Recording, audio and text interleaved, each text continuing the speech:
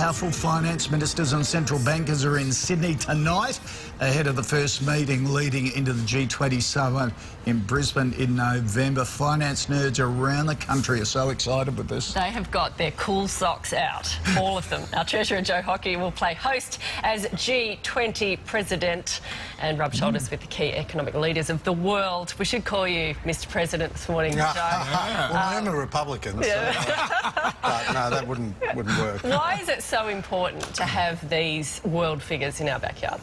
Well, as you say, the eyes of the world economy are on Australia this weekend, and we come together to try and focus on how we can grow the globe, how we can grow the global economy and create more jobs.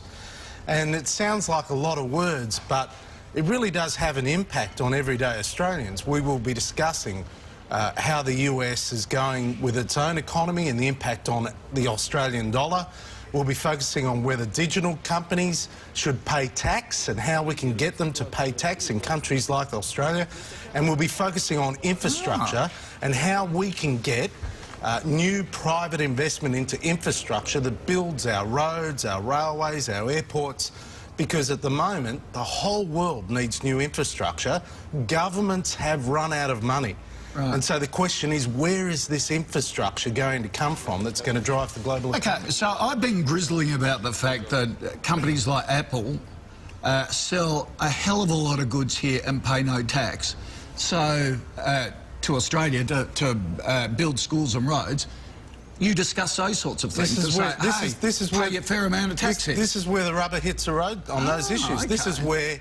Look, it's so that's a benefit to all of us. Every single Australian. These, without naming individual companies, because various countries get very agitated when their companies are named, but from our perspective, it is really important that there be a principle that where you earn the money, you pay the tax. And these are the sorts of issues. This is the place where you have the 20 leaders representing 85% of the world economy sitting in the room here in Sydney, working out how we can have a growing world. And you're going to gang up on Germany and China, aren't you? Because we're not ganging up on anyone. They've rigged their currency to improve their exports, which is the reason our exporters can't compete.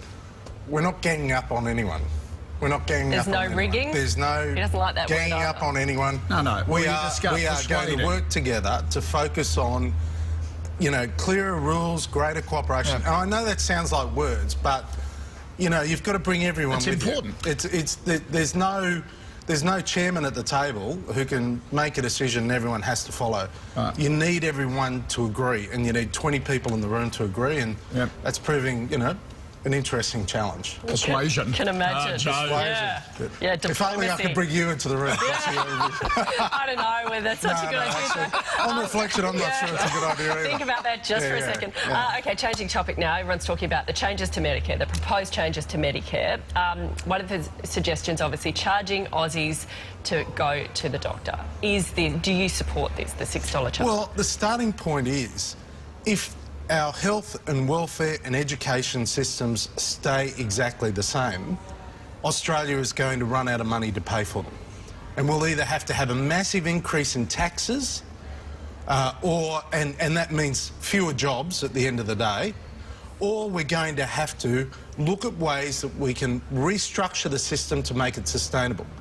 Now, the fact is, Medicare is going from $65 billion of the budget today to $75 billion of the budget in just 3 years.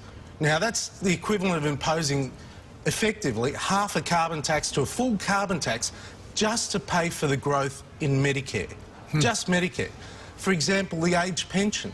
When it was introduced in the early 1900s, life expectancy was 55. Today, life expectancy is 85. And yet the pension starts at 65. So we've got to be fair dinkum with the Australian people.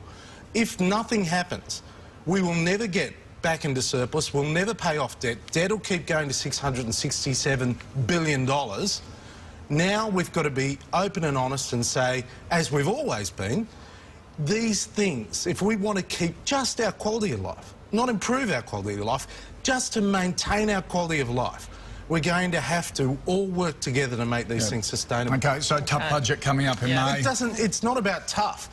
you know, we are the best friend Medicare ever had, but only if the Medicare system is sustainable. That's what matters. Yeah. We've got to keep things going. Hang on, Pat. Yeah, and get those international companies to pay their tax here. That'll help. I'm doing my best. Good. I'm doing my best. All right. Going to strangle them, you can tell. Good luck, Frank. It's going to be a great weekend. All these. Christine Lagarde, is she a nice person? She's like the rock star. I know, I read for about her on the finance. weekend. She's a very nice person. She is. She's very pleasant. You guys should catch up and have dinner.